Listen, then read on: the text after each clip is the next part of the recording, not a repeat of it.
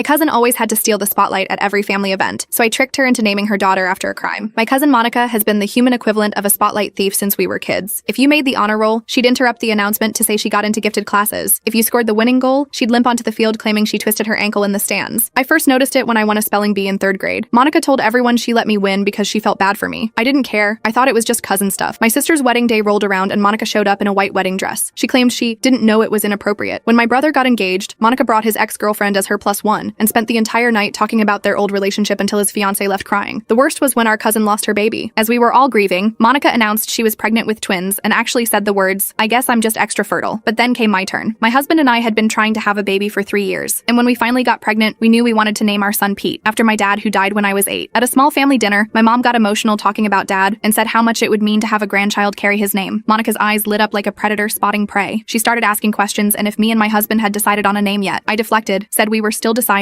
and changed the subject. 2 weeks later, Monica posted on Facebook with a post that made my blood freeze. "We're having another baby. It's a boy and we're naming him Pete. I had a dream last night that told me this was meant to be. Sometimes the universe just speaks to you." Comments flooded in praising her beautiful tribute while I stared at my phone until the screen went black, watching my father's name become another trophy in Monica's collection. That was it. I was done being her victim. If Monica wanted to steal from me, I'd give her something to steal that she couldn't give back. 2 years later, we were trying to move on, but Monica couldn't help herself. At my son's birthday party, she announced her 3rd pregnancy, turning my baby's celebration into her baby shower. That's when I got a brilliant idea. My husband and I spent weeks researching names and crafting the perfect trap. We'd give her a name so ridiculous, so devastating, that she'd finally learn stealing isn't good. A month later, I texted Monica that I was pregnant with my 2nd child, even though I wasn't. I gushed about how we'd chosen the name Felony, claiming it was an old family name from my husband's Norwegian ancestors that meant happiness. My husband played along perfectly, mentioning his grandmother's maiden name. She called to ask if we were sure. And just as I predicted, Monica's eyes lit up. She went into the delivery room already having planned to steal the name, and as soon as her daughter was born, she announced that she too had coincidentally chosen the name Felony for her baby, writing paragraphs about meaningful Nordic traditions and how the name spoke to her soul. She sent a short apology to me saying that since she already named her daughter that, I would have to change mine. The family group chat exploded with confused reactions. My aunt texted privately asking if they were sure about the name. My brother called laughing, thinking it was a joke. Even my mom, always supportive, gently suggested they might want to reconsider, but Monica doubled down, lecturing everyone about being close-minded and not understanding Nordic culture. I waited 3 days, letting her dig deeper, before commenting on her announcement post. "Oh wow, Monica. So glad you loved that name. We actually decided on Stacy instead. Felony was just my husband's joke suggestion, and it literally means crime. But you do you." The family group chat went silent. Then the messages started flooding in. My sister sent crying, laughing emojis. My brother wrote, "Wait, what?" My mom called me immediately, and I could hear her trying not to laugh. Monica tried damage control, claiming she knew all along and was just testing us, but she'd already written that name on the birth certificate. The damage was done. Thankfully, she paid to have the name changed before her daughter was old enough to remember. And wouldn't you know, she stopped trying to steal others' spotlight after that.